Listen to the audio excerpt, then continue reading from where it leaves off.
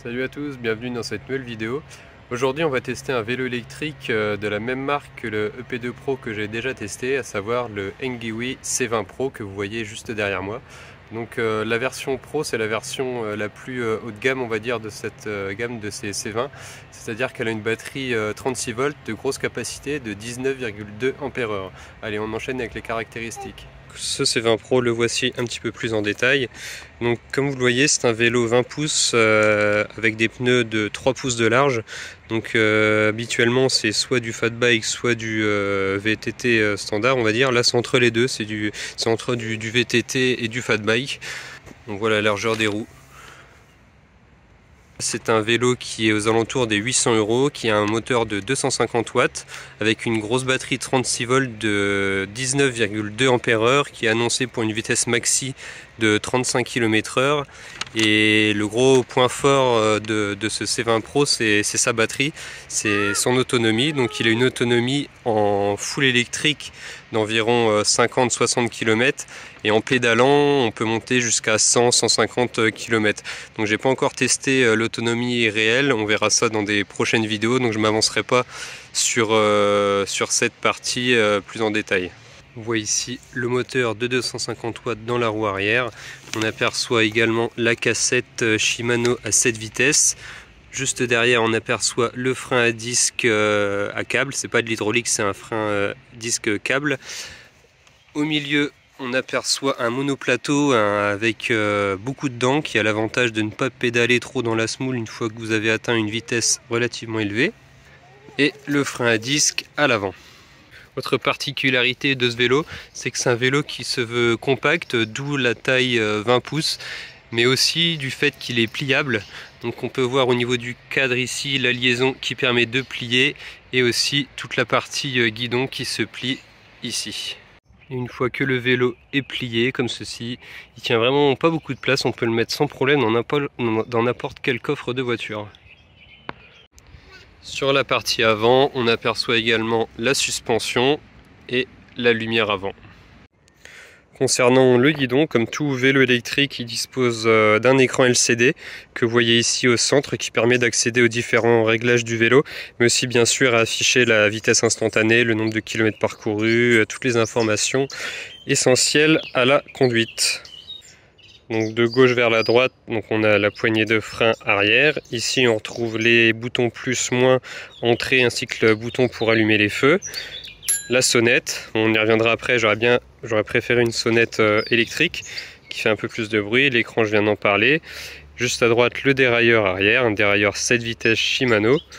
Et on retrouve, comme la plupart des vélos électriques, la poignée d'accélérateur ainsi que le frein à avant. Pour allumer le vélo, c'est en dessous que ça se passe. On maintient appuyé le bouton ici, le bouton power. L'écran s'allume. Et comme tout vélo électrique, comme je l'ai dit tout à l'heure, il y a la poignée d'accélérateur. On voit que le châssis est un peu différent des autres vélos qu'on peut voir. C'est un châssis qui est assez rigide, le châssis est assez épais. On peut voir principalement dans cette partie-là, entre la jonction et au niveau de la selle et la partie centrale, c'est vraiment assez épais. Ensuite, pour ce qui est de la puissance du vélo, pas de secret, hein, c'est un moteur de 250 watts avec une batterie de 36 volts, donc forcément vous n'allez pas atteindre des vitesses et des accélérations fulgurantes. Néanmoins, ça a l'avantage, couplé à une grosse batterie comme celle-là de 19,2 Ah, d'avoir une grosse autonomie. Et l'avantage aussi, c'est que l'assistance au pédalage est constante et ça ne vous propulse pas d'un coup. Je vais vous passer un petit extrait vidéo justement de l'utilisation du vélo et juste après on enchaîne avec la conclusion, donc c'est-à-dire vous parler plus en détail de ce que j'ai aimé et de ce que je n'ai pas aimé avec ce C20 Pro.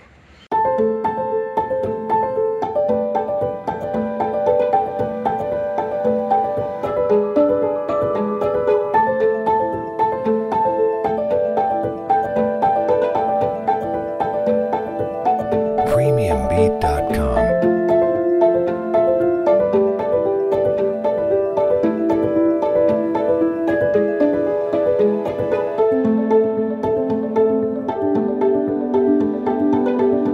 Premiumbeat.com.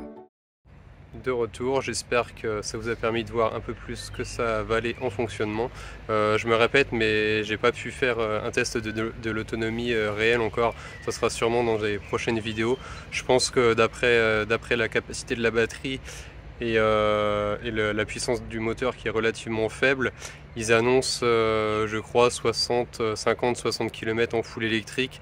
Ça me paraît pas trop déconnant, donc on peut partir sur environ 50 km en full électrique et je pense environ une centaine de kilomètres en assistance pédalage. Donc ensuite je vais vous parler de ce que j'ai aimé et de ce que j'ai moins aimé avec ce Engui C20 Pro. Donc tout d'abord j'ai aimé le châssis, le format assez robuste tout en étant relativement compact. J'ai aimé aussi l'assistance électrique qui est vraiment progressive.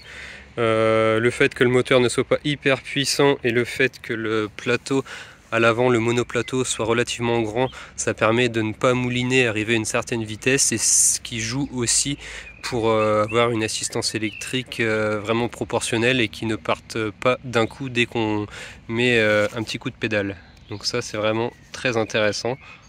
Les pneus passe-partout, j'ai mis entre guillemets, les pneus 20 pouces par 3 de large. C'est un format qui est intéressant, à mi-chemin entre un VTT et un fat bike. Le prix, c'est quand même quelque chose qu'il ne faut pas négliger. Là on est sur un produit qui est aux alentours je crois des 800 €. Donc surtout que j'ai un code promo qui vous permet d'avoir en plus 3% de réduction sur tout le site Buy Best Gear. Donc je mets le code promo dans la description ainsi que le site. J'en ai pas parlé aussi également, mais là c'est la version Pro. Le C20 existe aussi dans une version standard, on va dire. C'est exactement la même chose, sauf qu'il dispose d'une batterie beaucoup plus petite, c'est-à-dire de 10,4 Ah. Et au lieu d'avoir des pneus en 3 pouces de large, il a des pneus plus standards, des pneus un peu plus petits. Voilà, c'est les principales choses qui les différencient. Bien sûr, le prix du C20 standard est plus faible. Je crois qu'on doit être à 650-700 € de mémoire, un truc comme ça à confirmer. Je mets le lien aussi dans la description en fonction de ce que vous voulez. Si c'est pour aller au boulot et faire 5 km par jour, peut-être tournez-vous plus sur la version C20 standard qui est moins chère.